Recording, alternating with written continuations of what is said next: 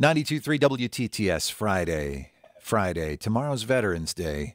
We have our special Veterans Day lunch today. If you're lucky enough to be one of the 92 veterans we're honoring today at the Rathskeller, we'll see you later. And tomorrow is also veteran Kurt Vonnegut's birthday. He'd be 101 tomorrow, and the Kurt Vonnegut Museum and Library is marking the occasion with a day filled with Vonnegut-related events. And it is my great pleasure and honor to welcome comedian and Vonnegut Library Board Chair Louis Black to the program once again. Good morning, sir. Good morning.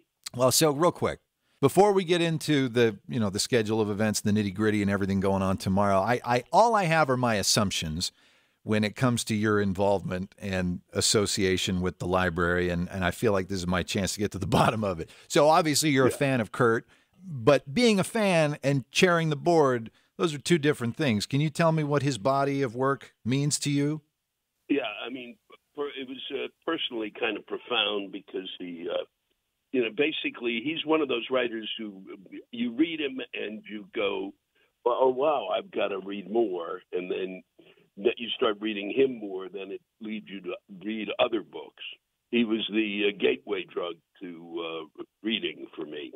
And, the one thing that I thought was stunning about his writing as a kid was you wander around as a kid and they're telling us at that time in my life to, in case of a nuclear attack, get under a desk.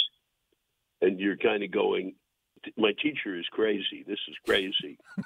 You've already shown me what a nuclear bomb can do. You don't tell me to get under a desk. I know what's going to happen. And when you read Vonnegut, you kind of got the sense from the fact that adults were telling you this, you had no sense that adults had any sense and saw the world as somewhat insane. And Vonnegut was the first one who put in perspective to me that there was an adult out there who was looking at it the same way I was. Because I just thought adults you grew into that and you just kind of agreed with everything. And he was someone who opened the door to, no, there's other ways to look at life.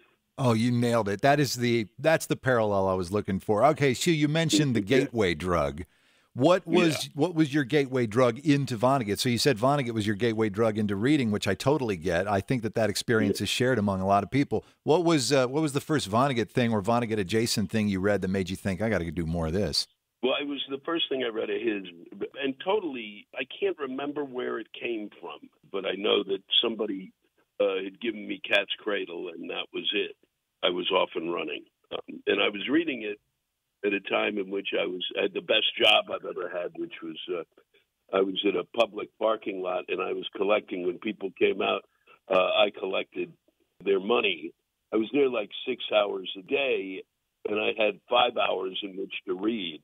So I read that, and then I followed it up with Sirens of Titan, and then I can't remember what was next.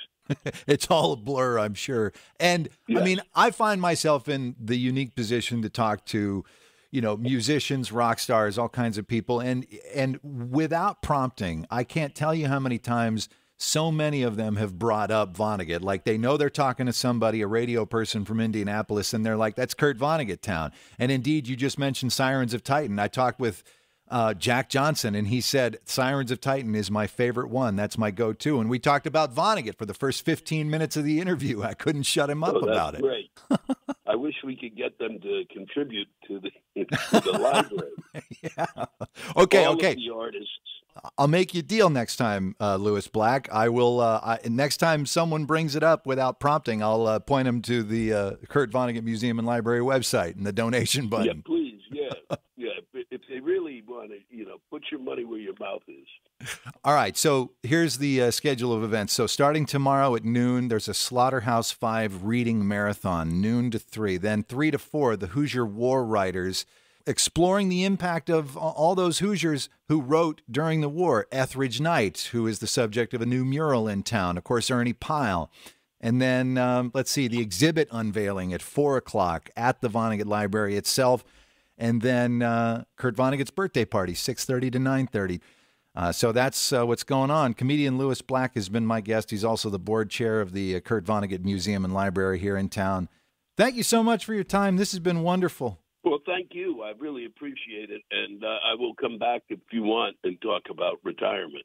Oh, that's right, because you're in the midst of that right now. I would relish a talk on your career and what has led you to that decision.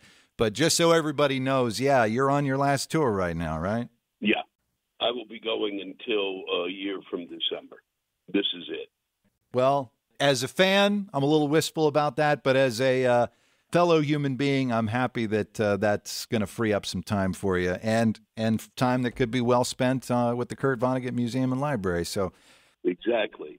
Thank you, and I'm sorry I can't be there this weekend, but so somebody has to entertain the good people of Traverse City and Kalamazoo and wherever else I'm going. you'll be nearby enough. Your energy will be felt down here, to be sure. Well, I'm just a few states away, and I can guarantee you'll be feeling the energy. Comedian Lewis Black has been my guest, board chair for the Kurt Vonnegut Museum and Library, and celebrating Vonnegut Fest tomorrow. Thank you so much, Lewis Black. Thank you.